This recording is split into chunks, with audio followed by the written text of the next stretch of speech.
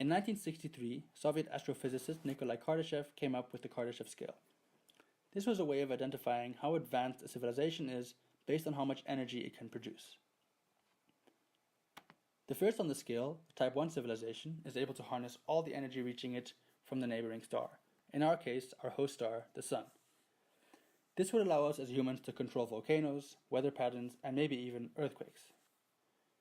Using the equation you see below, where P equals power in watts, Dr. Michio Kaku, a renowned astrophysicist, was able to deduce that as humans, we are currently at a 0.73, and he predicts it would take us approximately 100 to 200 years before we reached Type 1 status.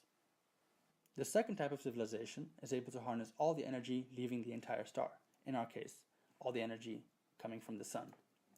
This would be done using Dyson spheres, which are physical structures that surround the Sun and essentially harness all the energy from the Sun and store it. This type of technology would theoretically allow us to move planets, including our own, preventing devastating asteroid impacts, which would rule out any possible extinction events. The highest on the scale is the Type 3 civilization, possibly millions of years ahead of ours. This type of civilization is able to control energy on the scale of an entire galaxy, millions of stars. In this civilization, humans would have evolved into cyborgs. This is best described by Jolene Creighton. For humans, hundreds of thousands of years of evolution may result in the inhabitants of Type 3 civilization being a subspecies among the now highly advanced society of cybernetic organisms, far superior to their biological counterparts. At this stage, we would have developed colonies of robots capable of self-replication. Their population may increase into the millions as they spread out across the galaxy, colonizing star after star. Now, the uncanny valley refers to a place where we are confronted with eerily strange but yet familiar things which invoke certain human emotional responses.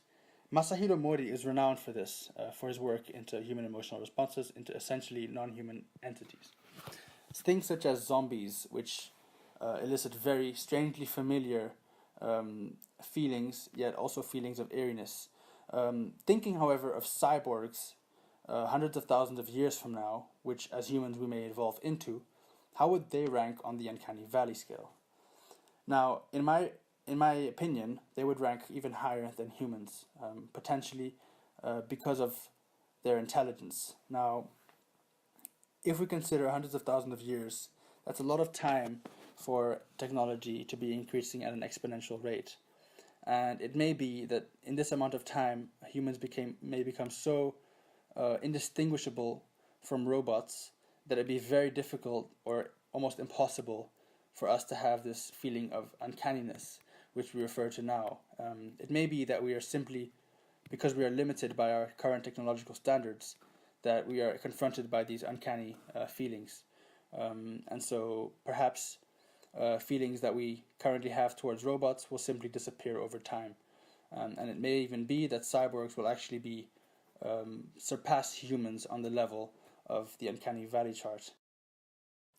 Now, moving on to Heidegger's question concerning technology. Now, a big question pops up, and that is, how would Heidegger respond to such a proposition, such as the one by Kardashev, that essentially technologies are destined to transform and advance in this kind of fashion, that exactly power and how much power we can consume from the earth is the way in which we should measure the success of our technology. Now, I personally believe that Heidegger would initially have quite a negative response to this, because it's a more pervasive way of the hydroelectric plant comparison that he makes, in which he says that a sawmill in a secluded valley of the Black Forest is a primitive means compared with the hydroelectric plant in the Rhine River. Now, compare this to our potential future ability to control weather patterns and earthquakes, and Heidegger would probably freak out, because this is a much more pervasive thing to nature than just simply building a plant on a river. Or what about the idea of harnessing all energy from the sun by using Dyson spheres?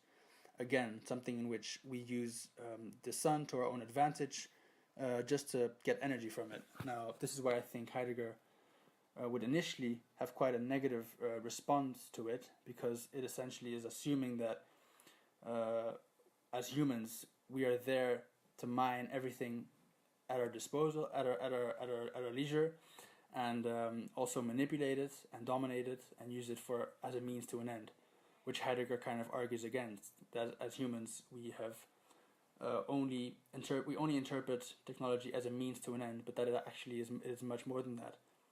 It is an essence which reveals how we think about the earth itself, and in this way, how we think is not reality or truth itself, but simply a technological framework which has been imposed upon us by age, by time, basically.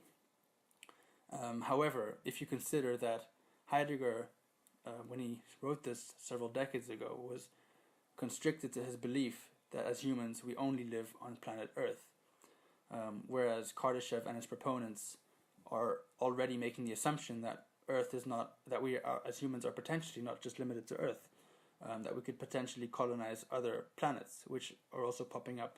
The thought of which is popping up with the projects by SpaceX and Elon Musk, who are planning on going to Mars. And in that way, we can kind of assume that Heidegger was limited in his way of thinking, because he assumed that there was a relationship between humans and Earth. However, if he was to find out and realize that potentially as humans we could also colonize different planets, and maybe even over time different solar systems and even galaxies, maybe he would have not as much of a negative reaction and realize that, well, if humans don't approach the world from a manipulative technological frame of mind in which we're able to colonize different planets and use them towards our benefit, then maybe we will eventually just set us up for a potential extinction, as if we're limited to Earth, an asteroid will eventually come and wipe us all from the planet.